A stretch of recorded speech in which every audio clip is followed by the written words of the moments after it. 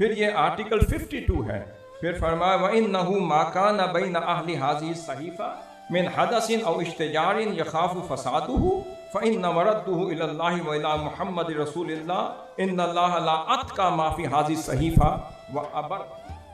پھر فرمایا کہ کوئی شخص بھی اگر دستور کے فرمایا دستور کے ماننے والوں کے مابین اگر کوئی جھگڑا ہو جائے اور اتنا بڑا جھگڑا کہ جس کی وجہ سے کوئی بڑے فساد کا خطرہ ہو، تو فرمایا اس تنازع کو فیصلے کے لیے اللہ اور اللہ کے رسول صلی اللہ علیہ وسلم کے پاس رجوع کرو گے اور لے کر آؤ. اور پھر فرمایا کہ ان اللہ علی اتقی ما فی ھذہ الصحیفہ وابر.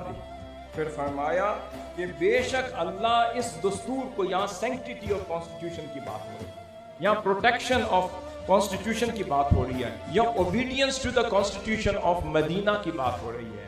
فرمایا اللہ اس دستور کی آرٹیکلز کو روح بعمل کرانے کا حقیقی مالک اور مختار بھی ہے، مگر یہ ساری ذمہ داری محمد رسول اللہ کو دیتی ہے.